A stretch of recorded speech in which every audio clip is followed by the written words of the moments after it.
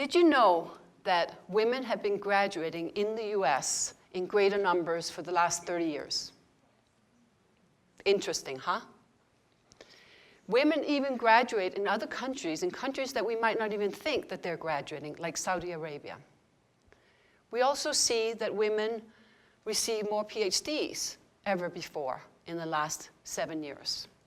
The workforce has 40% or more of women in 80 different countries. If you hear an accent, I'm Danish. We've been working on gender equality for 50 years. Long time. And we have the same numbers of senior women at representation than you have. Isn't that amazing? So let's figure out why, because these stats are fantastic, would you agree? It shows progress.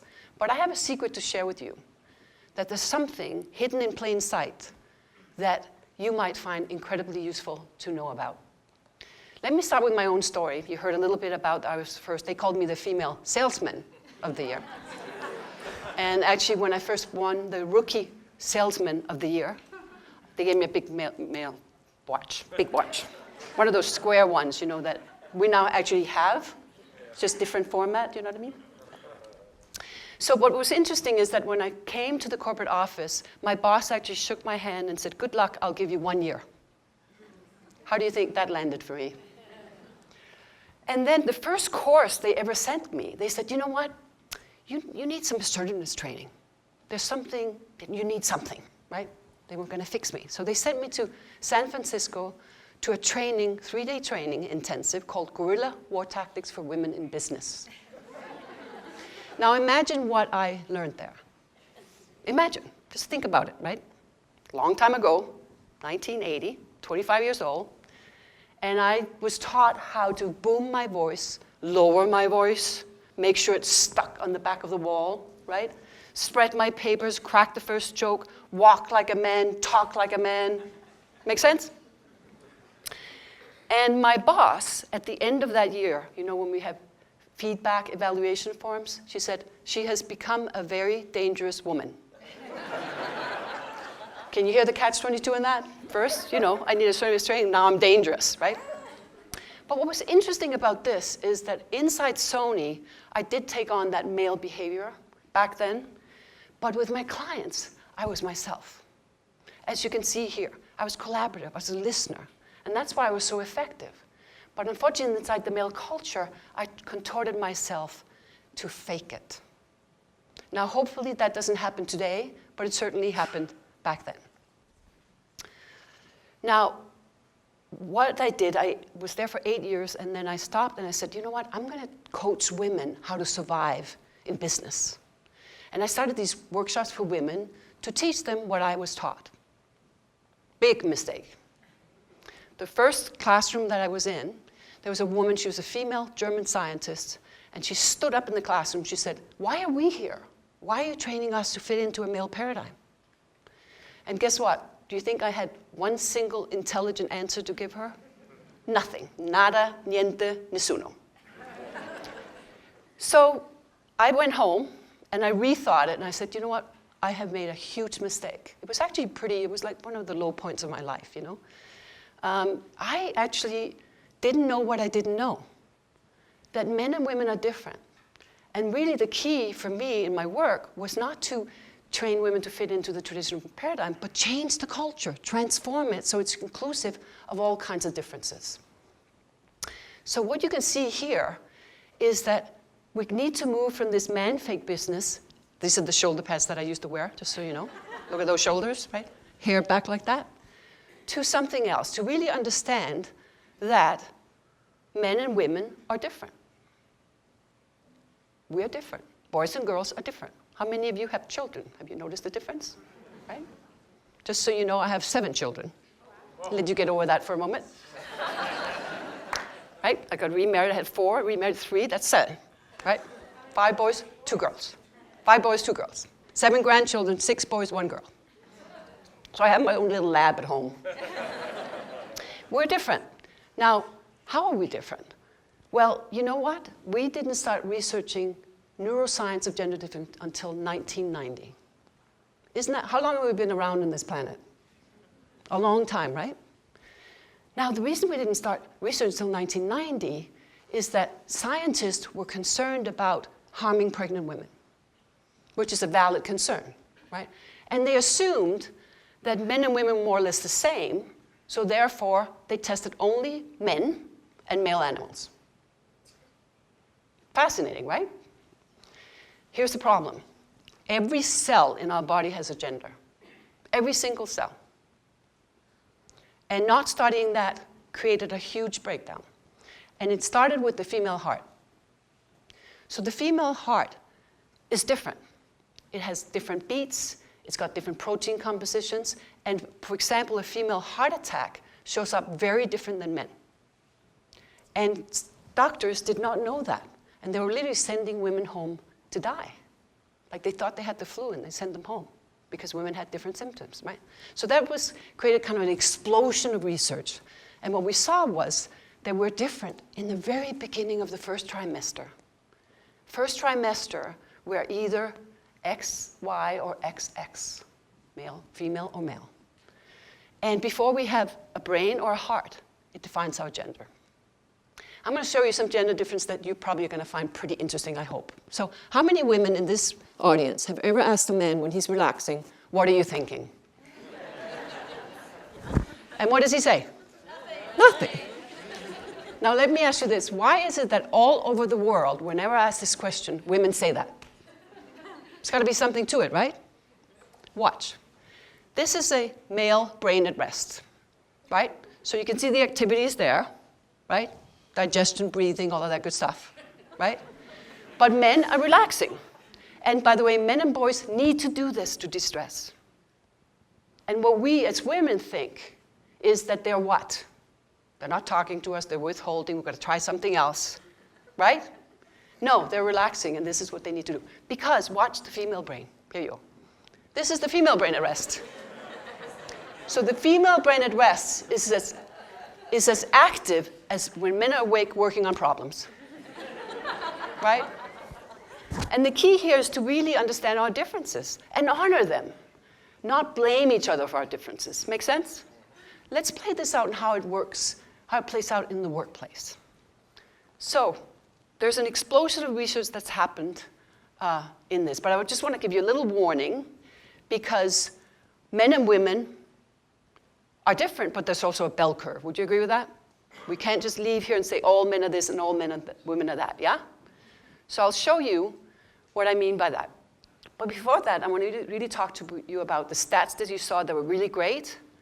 Now we're going to have a little moment of some stats that just aren't great and we haven't made progress. And this is something we really need to look at. So let me show you. So startup founders, women are brilliant entrepreneurs. I don't know if you know that. I'm sure there's women here that are entrepreneurs that are brilliant, right? But look at this, 17%, and it hasn't changed in the last 5 years. This is US. 9% of women CEOs. Women have been in middle management for 30 years. In Denmark, it's been 50 years, right? And this is so interesting to me. Computer engineers are at 18%. It used to be, in the 80s, 37%. What happened? Women make brilliant engineers. What happened? Right?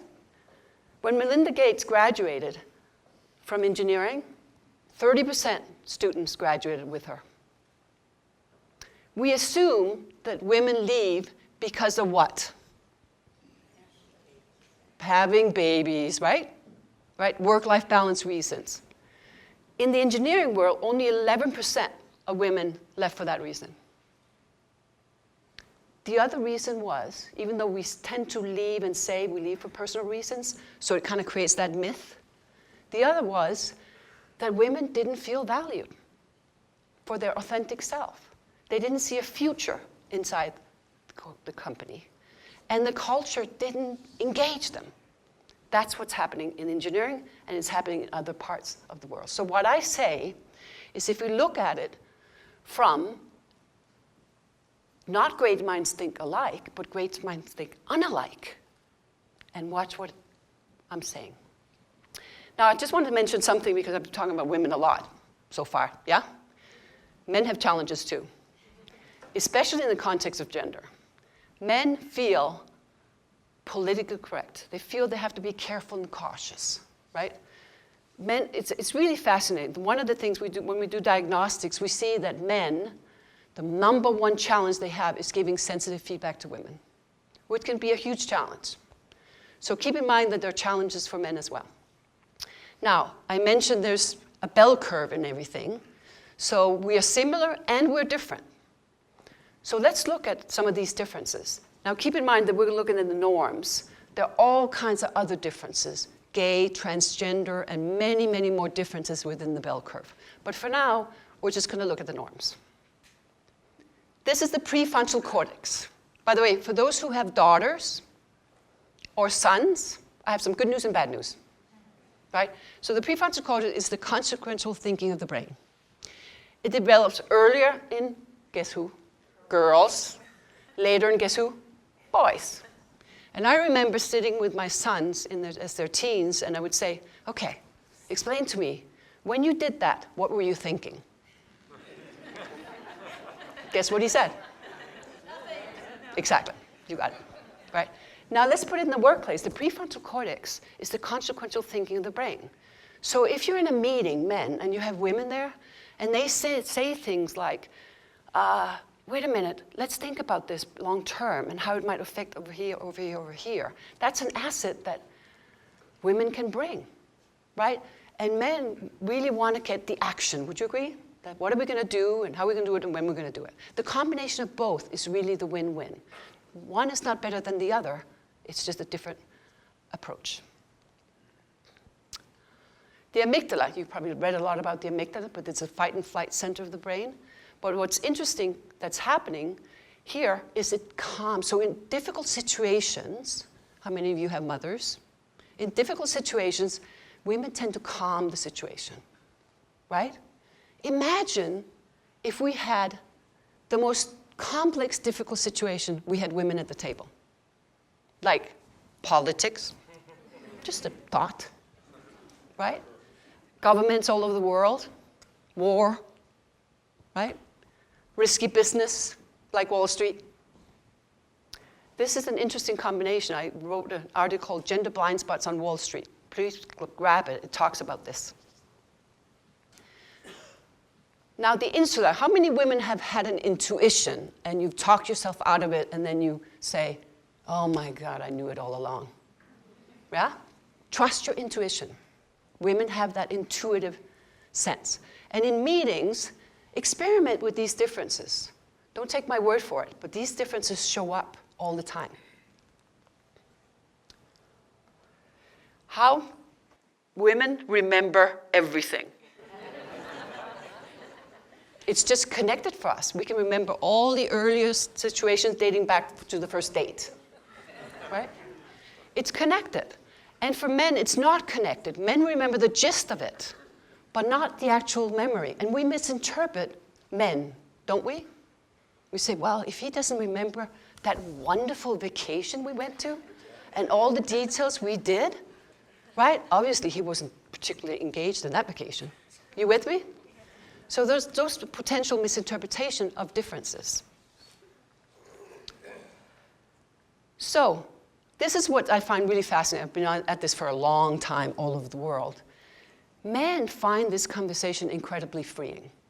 What do I mean by that? Men say, we can actually talk about this. Remember the politically correct challenges? We can actually have this conversation. And women find it incredibly validating.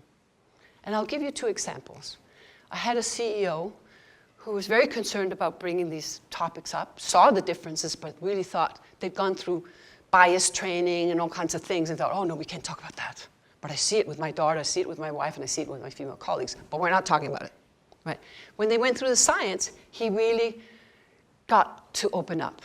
There was a woman in Silicon Valley who was in an audience in the science, she was an engineer, and she heard the science, and she said, and I heard her at a table, it was a breakout table, and she said, and I thought there was something wrong with me.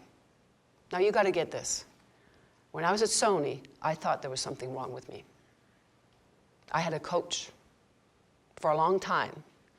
I met him once a week at lunch, And I said, I can't stand this anymore. And he said, suck it up and get back in there, right? Who wants to suck it up and get back in there for the rest of their lives, right? She found it incredibly validating. So I'm going to share 2 stories with you. One is with a millennial sales guy who was in charge of a technology company, global sales business. And he said this. He said, I had no idea. I treated everybody equally, therefore I treated them the same. I have no women on my sales team, but I didn't think it mattered at all. No women, this is 2017, no women in sales team didn't matter at all. He took a stand, and he transformed his sales team, and he has 50-50 men and women, and he says different words, a little more rude than I would say, so I'm going to say it differently. He says, paraphrasing, we have gotten the best results we ever had, but not only that, my team is so engaged. Other people come to our offices and say, what are you smoking? Because they're so engaged together, men and women working and winning together. Another example is an engineering firm that was command and control, hierarchical, siloed, you get what I'm saying, right? Very traditional engineering. And we did a diagnostic, and I showed it to the senior team. It wasn't pretty how they reacted, just so you know, in terms of how women were feeling.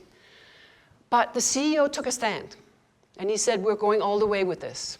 And this is the first time I've seen this timeline on this, to keep in mind. In 9 months, get this, 9 months, that's like a pregnancy, right?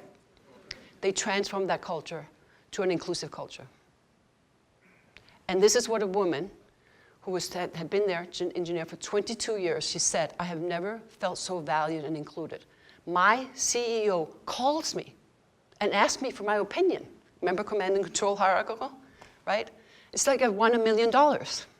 So that's a possibility to really engage in this conversation.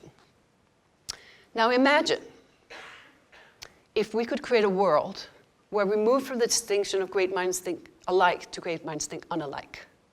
What if we appreciated those differences? We've seen organizations be able to do that all over the world. We need a lot more. You know, we are failing at educating boys in elementary school today because we don't understand the differences. Imagine if we could bring that to the equation to create gender-intelligent teachers, gender-intelligent leaders.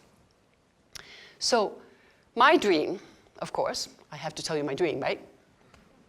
Is to create a world that works for everyone. Is to create a world where we valued girls and boys for the contributions they brought. Imagine, think of certain countries. Imagine if that happened. Thank you.